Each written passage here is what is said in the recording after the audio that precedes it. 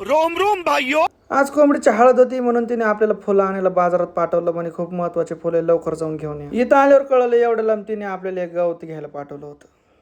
फुलं घेऊन झाले. म्हणलं गाड्या तर खूपच खराब झाल्या आपल्या, तिला धुवून तरी आणू. मग आपण गेलो वॉशिंग सेंटरला.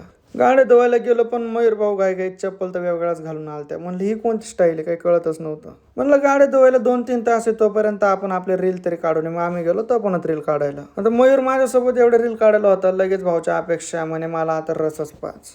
त्याला रस पाजला आणि आपण निघालो घराकडे. वॉशिंग सेंटरला जाऊन पाहिलं तर तिथं डायरेक्ट आपल्या रखोलला साबण लावून आंघोळ घालत होते. म्हणलं पटकन आवर, आम्हाला जायचंय. तर डायरेक्ट 3-3 लोक आपल्या गाडीत धुवायला चालू झाले. म्हणलं सगळं आवरलंय, हळदीला निघू. पण तेवढ्यात नवरदेव बोलला का मला पॅन्ट तरी घेऊन या, हळदीला घालायला पॅन्टच नाही. हळदीच्या ठिकाणी पोहोचलो. नवरी संग मस्तपैकी फोटो काढून घेतले. आपण गेलो डायरेक्ट नाचायला. इथं तर बट्ट्याने अवकाळ करत का होईना, पण भारत त्याला उचलूनच घेतलं होतं. नाचून बिचून झालं. नवरदेवला म्हणलं चला आता आमच्या बहिणीला मस्तपैकी जिलेबी खाऊ घाला. सगळं आवरलं. सगळे जे त्याच्या घरी निघून गेले. पूर्ण हॉल रिकामा झाला. आपण नवरदेवाला टाटा करून निघालो घरी. तर मित्रांनो, असा होता आजचा आपला व्लॉग. आवडला असेल तर नक्की लाईक, शेअर, कमेंट करा. धन्यवाद.